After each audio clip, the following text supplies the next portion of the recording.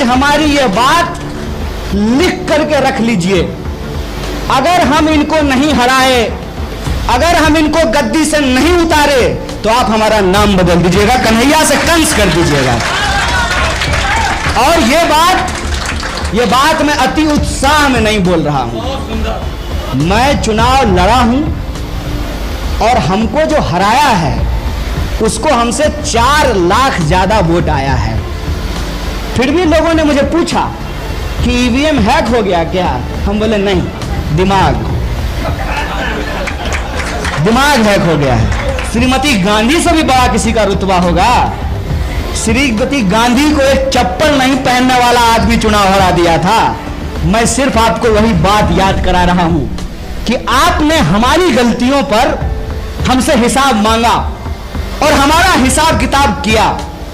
आज भी आपके सामने उससे ज्यादा बड़ी गलती हो रही है, तो मैं आपसे अपील करना चाहता हूं, ईमान की बात है, अपने कलेजे पे हाथ रखिए।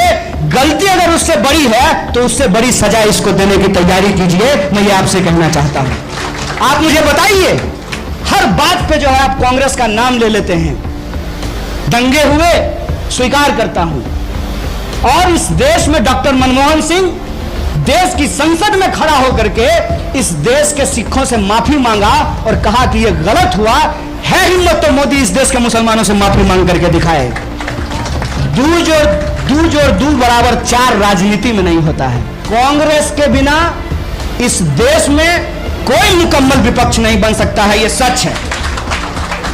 तो ऐसे नहीं चलेगा, आधे अधूरे मन से नहीं चलेगा कि जब पास आएंगे तो आई लव यू, और जहां दूर जाएंगे कम्युनल है, कास्टिस्ट है। आधे अधूरे मन से नहीं होगा, तय कर लीजिए, आर पार की बात है।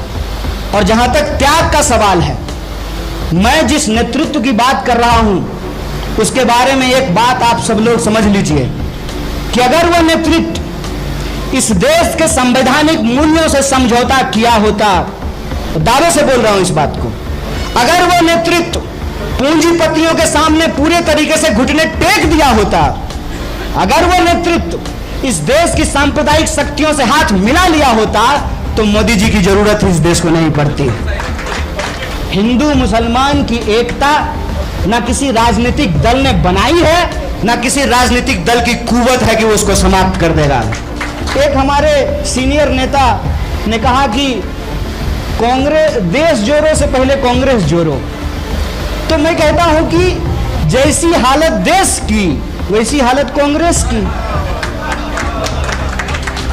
इस बात को समझना बहुत जरूरी है, क्योंकि यह भी विजुअल का खेल है।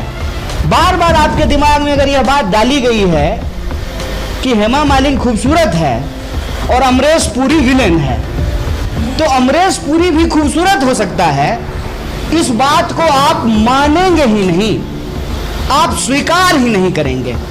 मैं किसी भी जलसे में जाता हूं और मुझे आलोचना से कोई दिक्कत नहीं है। किसी भी नेता का, किसी भी राजनीतिक दल का, किसी भी सरकार का भरपूर आलोचना होनी चाहिए, तभी जमहूरियत जिंदा है। तो आप कांग्रेस की आलोचना कीजिए, कोई दिक्कत नहीं है, बिल्कुल कीजिए, सहर्ष उसको स्वीकार करेंगे। लेकिन आपकी आलोचना भी कल्पना पे आधारित है, हेमा मालिनी की तरह ड्रीम गर्ल। सच से हमारा वास्ता हो और सच के आधार पर अगर आलोचना हो तो उससे कोई रास्ता निकलेगा। अब जैसे अक्सर मैं लोगों से सुनता हूं कि कह देते हैं कि कांग्रेस पार्टी भी सॉफ्ट हिंदुत्व करती है, तो क्रीम बेच रहे हैं। हार्ड क्रीम पांव में लगाने वाला भाजपा और सॉफ्ट क्रीम कांग्रेस मुंह में लगाने वाला। राजनीतिक विचारधारा एक विचारधारा होती है। बिल्कुल साहब ने वो अभी कानपुर वाले साहब ने दिखाया कि तेजाब की एक बूंद डालिए कि एक बाल्टी डाल दीजिए, दूध फट जाएगा। कम्युनलिज्म, सांप्रदायिकता एक राजनीतिक विचारधारा है। या तो हम सांप्रदायिक हैं या हम सांप्रदायिक नहीं हैं। अगर हम सांप्रदायिक हैं तो फिर इस तरह का कोई भ्रम हमारे दिमाग में नहीं होना चाहिए।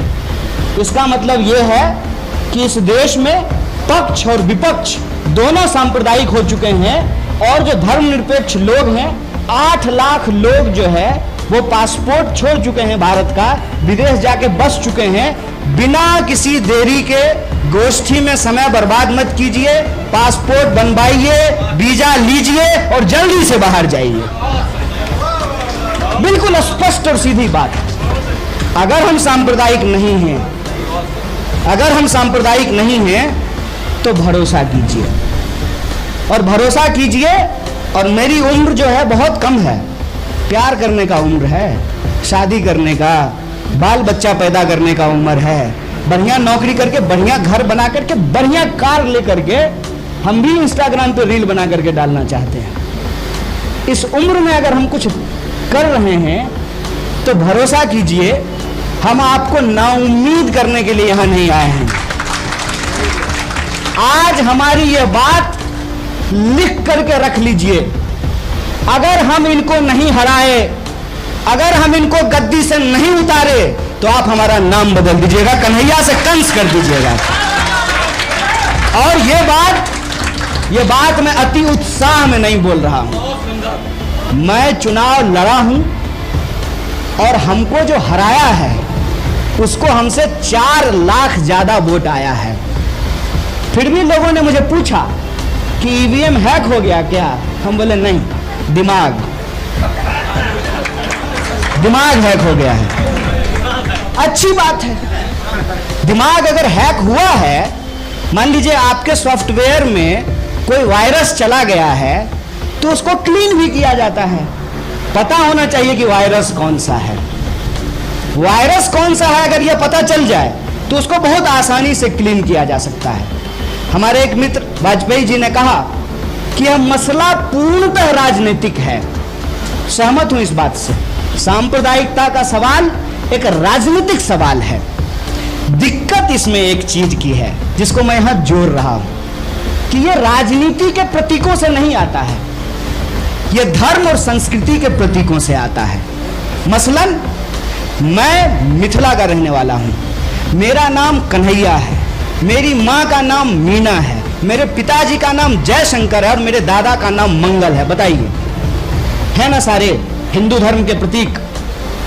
और मैं जिस प्रदेश से आता हूं, जिस इलाके से आता हूं, कहते हैं कि वो माता जानकी की जन्मभूमि है।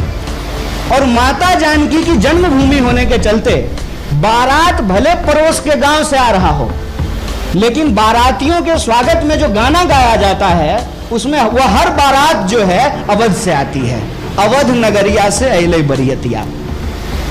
और कभी भी भगवान प्रभु श्री राम का नाम माता जानकी के नाम के बिना नहीं लिया जाता है। हमारे यहां सियापति रामचंद्र की जय बोलते हैं। यह जो राजनीतिक मसला है, जो सांप्रदायिकता का सवाल है, वो आता है कल्चर से, आता है आधा झूठ बोल करके। जैसे इस बात से कोई इनकार कर सकता है क्या कि इस देश के राजाओं ने, बादशाहों ने धार्मिक प्रतिष्ठान को तोड़े हैं? यह सच है, यह मान लीजिए। लेकिन सभी राजाओं ने तोड़े हैं, सभी जाति और सभी धर्म के बादशाहों ने तोड़े हैं। आधा सच क्या है कि हम बाकी जाति और धर्म के बादशाहों का नाम नहीं लेंगे, किसी पर्टिकुलर धर्म के बादशाह का नाम लेंगे। और इस आधा झूठ से और आधा सच के कॉम्बिनेशन से आज की जो पीढ़ी है उसको कंफ्यूज करना बहुत आसान है। और इस बात को हम स्वीकार करते हैं कि हम कंफ्यूज हैं। हमारे सामने चॉइस की दिक्कत नहीं है, बहुत चॉइस है। हमारे सामने उस चॉइस में से कौन सा चॉइस चुना जाए इसकी दिक्कत है। जैसे आप अपनी जवानी में कहीं से खाना मंगा सकते थे, ऐप पे हम मंगा सकते हैं। आप जो है डेट लड़की ढूंढ सकते थे, ऐप पे हम ढूंढ सकते हैं। लड़की मिलती है ऐप पे और लड़की को लड़का मिलता है ऐप पे, और उस पे लिखा रहता है कि क्या चाहिए, प्यार मोहब्बत शादी की बस ऐवी, बकायदा क्लियर कट ऑप्शन होता है। तो आप कौन से दौर में जी रहे हैं उस दौर को समझना बहुत जरूरी है। हमारे सामने चॉइस का दिक्कत नहीं है, हम जोमेटो पे कंफ्यूज रहते हैं कि कौन सा चिकन खाएं। बताइए, चिकन का तो कोई जाति नहीं होता है ना, लेकिन चिकन का कई प्रकार होता है, मलाई, अफगानी, बटर, कढ़ाई, इतने नाम की पूछिए मत। कई बार तो होटल वाला अपने ही नाम से एक अलग चिकन शुरू कर दिया है, बिल्कुल नए धर्म की तरह। हमारे सामने चॉइस की दिक्कत नहीं है, हमको क्लियर कट चॉइस लेने की जरूरत है। और जब हम अपने जीवन में इन मसलों से जूझ रहे हैं कि इंजीनियरिंग पढ़ें कि मेडिकल करें, अगर इंजीनियरिंग कर लिए हैं तो कौन सा लें, मैकेनिकल लें, केमिकल लें, कंप्यूटर साइंस लें, इंजीनियरिंग करने के बाद क्या करें, एमबीए करें कि जो है यूपीएससी की तैयारी करने लगे, यूपीएससी की तैयारी करेंगे तो कौन सा ऑप्शनल लें, ज्योग्राफी लें कि सोशियोलॉजी लें कि हिस्ट्री लें। पापा और मम्मी में कंफ्यूज है कि ज्यादा मानते कौन है। जीवन में जब इतना कंफ्यूजन होगा तब आप सब लोग ये उम्मीद लगाए बैठे हुए हैं कि हम राजनीतिक चॉइस आसानी से ले लें। हम राजनीतिक चॉइस आसानी से नहीं ले पाएंगे। राजनीतिक चॉइस लेने में, हे बुजुर्गों, आप हमारी मदद कीजिए। आपको मैं ये बात इसलिए कह रहा हूं कि आप कंफ्यूज कर रहे हैं और ज्यादा। हम ये पॉलिटिकल चॉइस लेने के लिए तैयार हैं कि इस देश की राजनीति, उसके मुहावरे बदलने चाहिए। उन मुहावरों में वो सारे सवाल को एड्रेस किया जाए जिसको इस देश की राजनीतिक डिस्कोर्स से बाहर कर दिया गया है।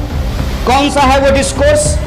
वो डिस्कोर्स है कि मैं सिंपली ये समझना चाहता हूं कि कोरोना आया, धर्म पूछ करके हुआ, एकता देखिए हिंदू मुसलमान हो गई थी वहां पे, दोनों को सिलेंडर नहीं मिल रहा था ऑक्सीजन का, हुई ना हिंदू मुसलमान एकता? दोनों को जगह नहीं मिल रहा था, अस्पताल में बेड नहीं मिल रहा था, दोनों को कब्रिस्तान और शमशान में जगह नहीं मिल रहा था। बताइए कितना बढ़िया हिंदू मुसलमान एकता हो गया। डेंगू होता है, वहां भी हिंदू मुसलमान एकता हो जाती है। डेंगू होते ही दोनों का प्लेटलेट सी गिरता है, हिंदू का भी, कन्हैया का भी प्लेटलेट सी गिरेगा और कामरान का भी प्लेटलेट सी गिरेगा। अब दोनों को पपीता का पत्ता पीना पड़ेगा, दूसरा कोई इलाज काम नहीं आता है। फिर मैं तीसरी जगह बताता हूं हिंदू मुसलमान एकता। पेट्रोल का जो मीटर होता है वो ना टोपी देख करके रुकता है ना तिलक देख करके रुकता है, एकदम सरासर दौड़ता है, 100 से पहले तो रुकने का नाम ही नहीं लेता है। उसके बाद जब अग्निपथ आया, डंडा जो मिल रहा था ना साहब, मांगने के लिए गया था नौकरी, ऊपर से मिल रहा था सोटा, डंडा दे सतासट, कोई नहीं देख रहा था। और उसमें से कई सारे नौजवानों ने तो कहा, Modi ji I love you, मैं तो आपसे प्यार करता हूं, मैंने ही आपको वोट दिया था और आप ही हमको डंडा दे रहे हैं। ये मसले हैं, इन मसलों पर हम एक स्पष्ट राजनीतिक विकल्प चाहते हैं और उस पर अगर एक स्पष्ट राजनीतिक विकल्प मिल जाए तो मैं दावे से कहता हूं हिंदू मुसलमान की एकता ना किसी राजनीतिक दल ने बनाई है, ना किसी राजनीतिक दल की कुवत है कि वो उसको समाप्त कर देगा। यह है संभव कि कोई हमको हमारे इतिहास से काट करके दिखा दे। जब गाना बजेगा कि मन तरपत हरि दर्शन को आज हिंदू के मंदिरों में, तो उस गाना को लिखा एक मुसलमान है, उसका म्यूजिक एक मुसलमान ने दिया है, उसको गाया एक मुसलमान ने। जब हम तिरंगे को देखते हैं और हम कहते हैं, इसको समझिए, अगर सांस्कृतिक प्रतीक काफी होते तो आरएसएस को इस बार अपने ऑफिस पे तिरंगा नहीं फहराना पड़ता। अगर काफी होते तो गोडसे के चेले को राजघाट पे नहीं जाना पड़ता। और स्पष्ट राजनीतिक विकल्प की बात कर रहे हैं, मैं किसी पार्टी के विरोध में नहीं बोल रहा हूं, लेकिन एक नई सरकार पंजाब में बनी, गांधी की तस्वीर को गायब कर दिया। जब शराब का मसला आया तो राजघाट पे पहुंच गए। बोलिए, अगर मैं गलत हूं तो मेरी बात को काटिए। दिल्ली में लोग ड्राई डे का मतलब ही समझते हैं 2 अक्टूबर। और शराब के मसले को गांधी जी के साथ राजघाट पे क्या दृश्य था। सुबह शाम गोडसे को प्रणाम, जी ही सत्ता में आए तो तुरंत आ गए रघुपति राघव राजा राम, पतित पावन सीताराम। इसको समझना पड़ेगा। देश न एक दिन में बनता है, न देश को एक दिन में कुछ साल में कोई खत्म कर सकता है। प्रॉब्लम क्या है कि हम थोड़े से दृष्टि दोष में फंस गए हैं। दृष्टि दोष क्या होता है कि जादूगर आएगा मंच पे और वो ऐसी ऐसी हरकत करेगा कि आपका ध्यान ज्यों ही इधर उधर हुआ कि हाथ की सफाई से जो है वो आपको जादू करके दिखा देगा। और ये मेरा व्यक्तिगत अनुभव है, इसीलिए मैंने कहा कि मैं पहले हिस्से में सिटीजन के तौर पे मेरे जो अनुभव है मैं वो आपसे साझा करूंगा। कि मैं एक बार स्कूल से लौट रहा था, एक जादूगर जादू दिखा रहा था रेलवे स्टेशन के बाहर। मेरा स्कूल स्टेशन के बिल्कुल बगल में था। उसको हमने देखा कि वो कागज से नोट बना दिया। एक तो ये भी जादूगर है जो 500 और 1000 के नोट को कागज बना दिया। वो जो जादूगर था वो कागज से नोट बना रहा था। तो हमको लगा कि बड़ा बेहतरीन चीज है, क्योंकि माँ से हम जब भी पूछते थे कि मम्मी पढ़ने का मन नहीं कर रहा है, तो मम्मी यही कहती थी, बेटा पढ़ोगे नहीं तो नौकरी नहीं मिलेगी, नौकरी नहीं मिलेगी तो घर कैसे ठीक होगा, कैसे जो है अच्छा जीवन जियोगे, शादी ब्याह कैसे होगा। तो पढ़ने का मोटिवेशन ही नौकरी था। नौकरी का मतलब पैसा कमाना, पैसा कमाने का मतलब सुख सुविधा, अच्छी जिंदगी। तो हमको लगा कि अगर ये जादू सीख लें तो फिर तो पढ़ने की जरूरत है नहीं, ये कागज से जो है नोट बना लेंगे। इतने में क्या हुआ कि जादू का शो खत्म हुआ और वो जादूगर पैसा मांगना शुरू कर दिया। हमको लगा अरे ये तो अजीब बात है, जो कागज से पैसा बना सकता है उसको हम जैसे गरीब से क्या लेना देना, लोग हमसे पैसा क्यों मांग रहा है। वो मेरे पास में आया और मैंने बड़ी मासूमियत से जो है अपना कॉपी उसको दे दिया, कहा कि नोट बना लीजिएगा। बोला अजीब बुड़वक लड़का है कि कागज से नोट कैसे बना लेंगे, वो तो जादू है ना। हम बोले जादू सच नहीं होता है। बोला जादू सच नहीं होता है, सच सच होता है, जादू भी भला सच होता है। ये जो उस वक्त मेरी समझदारी बनी, मैं तब से जो है जीवन के हर पहलू पर, जीवन के हर मोड़ पर इसको परख करके देखना चाहता हूं। अब मैं जो भी बात कहूंगा वो एक कांग्रेस के आम कार्यकर्ता होने के चलते कहूंगा। एक बात आप सब लोग बताइए कि कांग्रेस अगर इतनी गई गुजरी है, हमारे नेता को पप्पू बनाने के लिए करोड़ों रुपया खर्च किया गया है, मोदी जी भी उन्हीं का नाम लेते हैं, और हमारी पार्टी का भी कोई सीनियर नेता जब छोड़ के जाता है तो उन्हीं का नाम लेकर के जाता है, तेरे नाम से शुरू तेरे नाम पे खत्म। आखिर मसला क्या है? कोई व्यक्ति अगर इतना ही गया गुजरा है, कोई पार्टी अगर इतनी ही गई गुजरी है, फिर उसका नाम भी लेकर के हम अपना वक्त क्यों बर्बाद कर रहे हैं? पहला प्रश्न आप ये सोच करके देखिए। जो ही आप इस प्रश्न को सोचेंगे तुम्हें आपको जवाब मिलना शुरू हो जाएगा। एक कांग्रेस पार्टी सिर्फ एक पार्टी नहीं है, ये इस देश की विचारधारा है, इस बात को हमको मानना पड़ेगा। और इस देश की विचारधारा ही पूंजीवादी विचारधारा भी है, इस देश की विचारधारा ही समाजवादी विचारधारा भी है, इस देश में ही सांप्रदायिकता भी पैदा हुआ है और तभी हमको धर्मनिरपेक्षता की जरूरत पड़ी है। इस देश में ही जातिवाद था, इस देश में ही जातिवाद है। अभी हम आप सबने देखा ना कि कैसे जातिवादी घरे से पानी पीने के चलते एक मासूम को अपनी जान गंवानी पड़ी, कैसे एक महिला को उसके नाम के चलते धार्मिक उन्माद में होने वाले दंगे में जो उसके साथ बर्ताव किया गया, और जब देश का प्रधानमंत्री लाल किले के प्राचीर से खड़ा होकर के नारी सम्मान की बात कर रहा था, उस वक्त बलात्कारियों को संस्कारी बताने का कुत्सित प्रयास चल रहा था। यह सब इसी देश में हो रहा है। तो जब मैं कहता हूं कि कांग्रेस इस देश की है, तो फिर कांग्रेस सब कुछ है। कांग्रेस मजदूरों का मजदूर एकता भी है और पूंजीवादी लूट भी है। कांग्रेस में अगर जातिवाद आप ढूंढेंगे तो सामाजिक न्याय के भी पक्ष हैं। कांग्रेस में अगर आपको तमाम तरीके के अंतर्विरोध दिखाई देते हैं तो उस अंतर्विरोध से निकलने का रास्ता भी है। और मैं पूरी ईमानदारी से आपके सामने बोल रहा हूं कि वो रास्ता हमको नजर आया है, इसीलिए हम उस तिरंगे को थाम करके खड़े हुए हैं। और वो रास्ता क्या है मैं आपको बता देता हूं। बहुत दिनों के बाद कांग्रेस पार्टी विपक्ष में है। सत्ता में जब आप होते हैं तो बहुत सारी चीजें आपको सोचने की जरूरत ही नहीं होती है। अब आप मुझे बताइए कि अगर सरकार होती तो हमको पदयात्रा करनी पड़ती, सरकार होती तो हमको गोष्ठी करने की जरूरत पड़ती, सरकार होती तो हमको हर राज्य में अलायंस पार्टनर ढूंढना पड़ता। स्थिति बदल गई है। अगर स्थिति बदली है, बतौर पार्टी अगर इसको हम स्वीकार करने के लिए तैयार हैं तो बतौर जनता आपको भी यह बात स्वीकार करनी पड़ेगी। या तो मान लीजिए कि इस देश में कोई समस्या ही नहीं है। मेरा एक दोस्त बोला, अरे यार महंगाई से बहुत परेशान है, दिमाग खराब हो गया। हम बोले भाजपा ज्वाइन कर लो।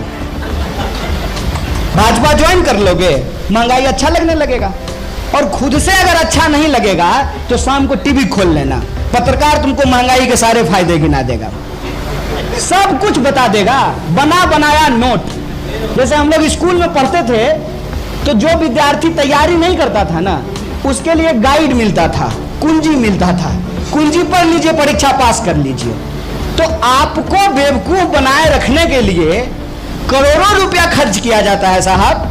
आपको मैं बेवकूफ बनाना इतना आसान काम थोड़ी है। करोड़ों रुपया खर्च किया जाता है। महंगाई के फायदे पहली बार इस देश की टीवी मीडिया में समझाया जा रहा है। रुपया के गिरने के फायदे गिनाए जा रहे हैं, सरकारी संस्थानों के बिकने के फायदे गिनाए जा रहे हैं। ऐसा अजीबो गरीब आलम तो पहले देखा ही नहीं था। ये जो बदलाव हुआ है, इस बदलाव में आप तय कर लीजिए कि आप किस ओर हैं। भाजपा ने यह तय कर लिया है कि बीच का कोई रास्ता नहीं होता है। पास पढ़ते हम लोग हैं, अब फॉलो लगता है मोदी जी कर रहे हैं। कोई बीच का रास्ता नहीं है। बीच का रास्ता यहां तक नहीं है कि आप सोच लीजिए कि मोदी जी गडकरी को भी बर्दाश्त करने के लिए तैयार नहीं है। क्या नहीं किया, वो क्या नाम है आपकी, इधर लखनऊ का ही है? नहीं नहीं नहीं, उधर जो आप गिनवा रहे थे मंत्री थे, नहीं नहीं नहीं, राजनाथ सिंह नहीं, वो तो हिंदू हैं। एक मुस्लिम मंत्री थे ना बीजेपी के, मुख्तार अब्बास। देखिए बेचारा का नामों नहीं याद आ रहा है। क्या हुआ मुख्तार अब्बास नकवी का? क्या हुआ है अपने ही विरोधियों का? आप इस बात को समझिए। उन्होंने बीच का कोई रास्ता नहीं छोड़ा है।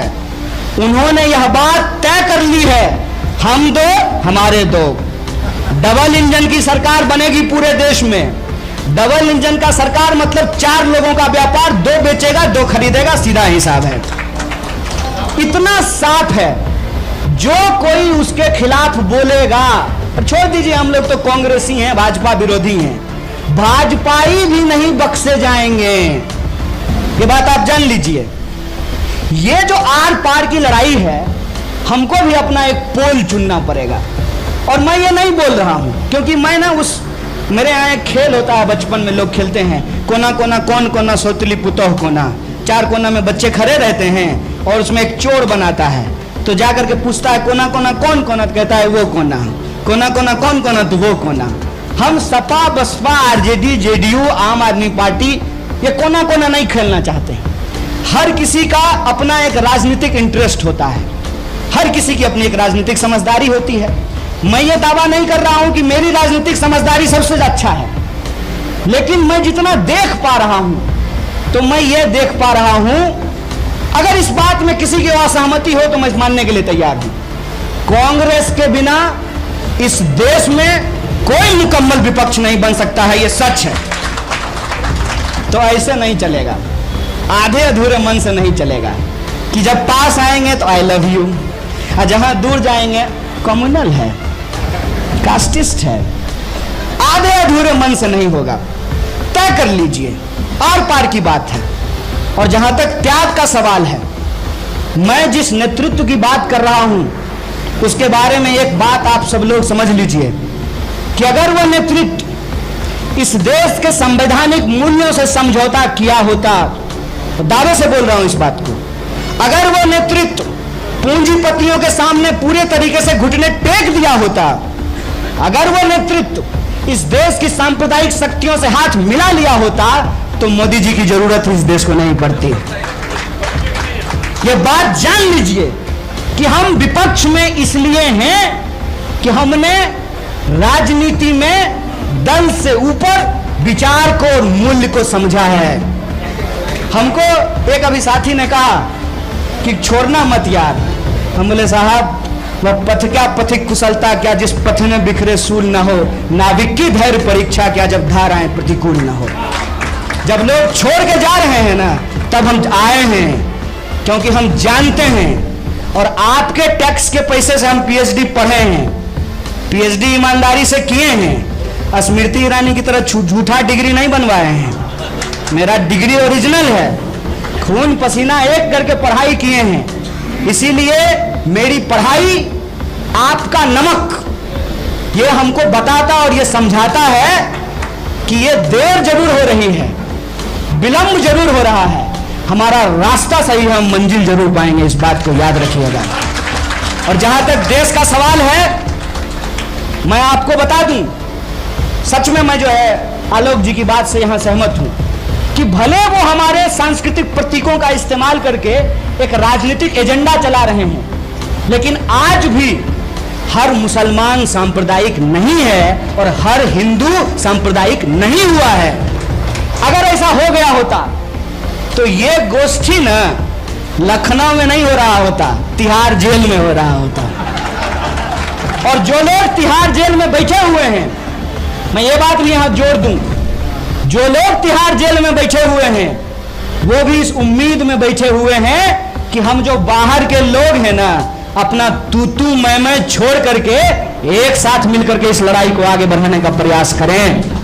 और जब हम एक साथ मिलने की बात करते हैं तो कुछ बात बिल्कुल सीधी है। देखिए, प्रधानमंत्री तो कोई एक ही आदमी बनेगा ना, मुख्यमंत्री भी कोई एक आदमी बनेगा, एमपी 545 बनेगा, और हर राज्य की अपनी असेंबली का फिक्स सीट है, तो सब सीट पे तो कोई ना कोई बैठा हुआ ही है ना। अगर आपको लगता है कि राजनीति मुख्यमंत्री और प्रधानमंत्री के लिए करनी है सिर्फ, तब तो कोई वैकेंसी नहीं है, खाली ही नहीं है। कोई राज्य ऐसा है जहां मुख्यमंत्री नहीं है? जहां मुख्यमंत्री अगर नहीं होता है तो पहले भाजपा जो है वो ईवीएम नहीं तो एटीएम, कोई ना कोई जुगाड़ करके, अगर बहुमत नहीं मिलता है तो मुख्यमंत्री ही खरीद के ले आता है। सवाल क्या है? सवाल यह है कि इससे आपको तकलीफ हो रही है कि नहीं हो रही है। अगर तकलीफ नहीं हो रही है तब तो बम कीजिए, क्या दिक्कत है, क्यों परेशान हो रहे हैं? बढ़िया जो है खाइए, बढ़िया मिठाई, बढ़िया कबाब, घूमिए जो है भूल भुलैया इमामबाड़ा, क्यों परेशान हो रहे हैं? अगर तकलीफ हो रही है, अगर आपको इस बात से दिक्कत है कि बिल्किस बानो को इस देश में न्याय नहीं मिला, और क्यों नहीं मिला, वो इस देश की महिला है, इस देश की नागरिक है, उसके बलात्कारियों को संस्कारी बताया गया, उस दिन हमारा सर शर्म से नीचे झुक गया। अगर आपका सर शर्म से नीचे झुकता है, अगर आपको इस बात से तकलीफ होती है कि आपके ही उम्र का बच्चा, आपके बच्चे की जितनी उम्र है उसी उम्र के बच्चे सच बोलने की गुनाह में जेलों में बंद हैं, 2-2 साल 3-3 साल से जेल में हैं।